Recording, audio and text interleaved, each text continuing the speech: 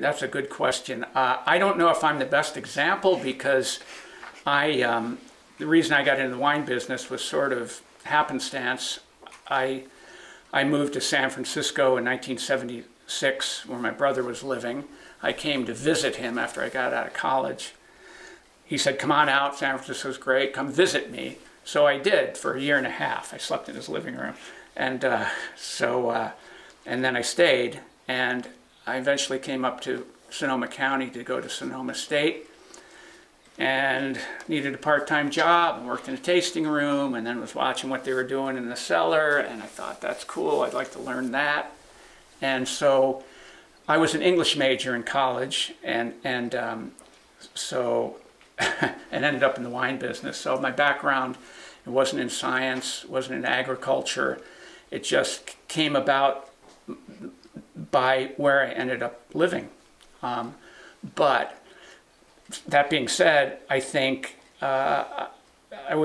it's good to keep your mind open. And I know a lot of people these days, they specialize and they have a very direct career path, even from an early age, which is great. It wasn't what I did, but it certainly is, I think, important to keep your areas of interest, keep all those doors open, because you don't know which path you're going to end up taking. Yeah. So you've got to keep your mind open.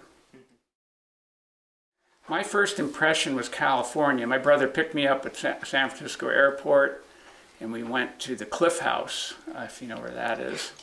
And he bought me lunch, and we looked out the window at the rock out there just outside the window, and a whale came up.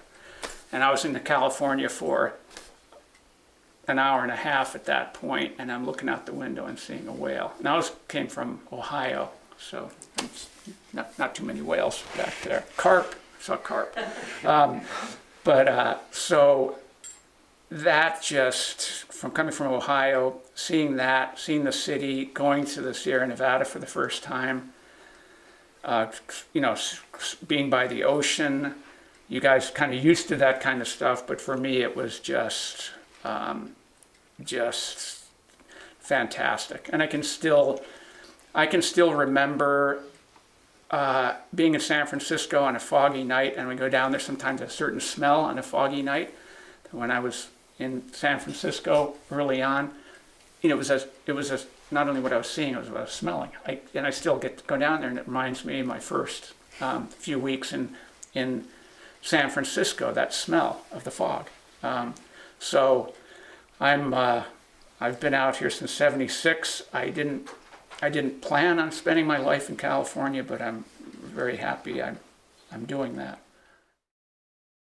Well, I get together with some friends of mine. In fact, I'll just show you, I've brought the shirt. And we stole this logo from Metallica. There it is, Slim and None. And that was, we started as kind of just getting together as kind of a joke, and it still is sort of a running joke. But we play Beatles and Dylan and Tom Waits and other stuff, but and we don't play professionally. I wouldn't say other than the fact that some years ago, my wife's mother, she was elderly and she was in a assisted care place in Minnesota, and my wife Teresa would go to see her, and occasionally people would come in to play music for the old folks, and Teresa came back and she said the music really stunk. She said the music was terrible. She said, you guys should find a place to play locally because you're better and you could go and people would appreciate it if you did that. So she kept at it and kept at it, so we said, okay, we'll do it. And so we contacted a place called, well, it's a place in Santa Rosa, it's a memory care place. And we said, you'd be interested in if you came in and played music for the folks. And so we've been doing that. COVID interrupted that, but we would go once a month. And, these folks have Alzheimer's and this kind of thing, and some of them in very tough shape. But they'd be in the room and we'd start to play a song. These songs we were playing for them were sort of older songs, old, you know, kind of standard songs from another era. But even people that couldn't tell you their name and can't even feed themselves, when we played a particular song like Moon River or something like this, you'd look and they'd be tapping their foot to the rhythm. So somewhere way back in their brain and their memory, the memory of music survived everything else. So so we've done that, and then the only other thing I've done is I have a friend who was teaching first grade, and I would go in and play for those little kids. So we've got the oldsters and the youngsters, not too much in between. Change my tune. Okay.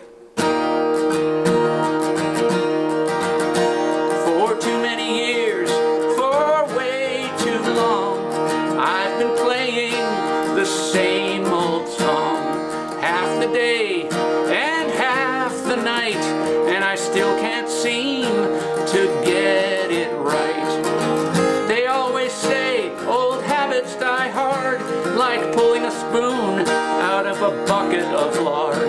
Not a minute too early, not a minute too soon.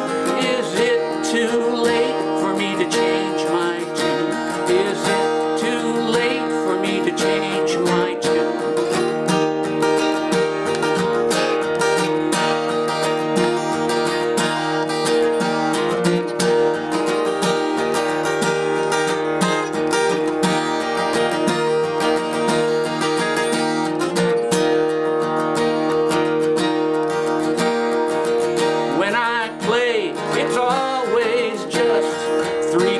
And a cloud of dust. I must admit, when I play that slop, it's like a leaky faucet that just won't stop. It makes no sense, I can't explain.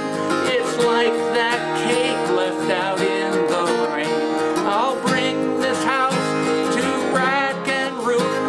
Is it too late for me to change my tune? Is it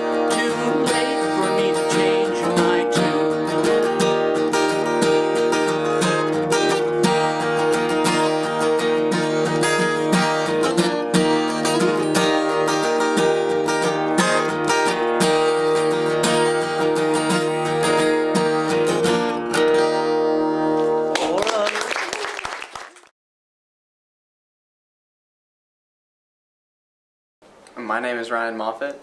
And I'm Guadalupe Nunez. Hi, I'm Teresa Garcia. Hi, I'm Manny Rodriguez. And I'm Carter Grail.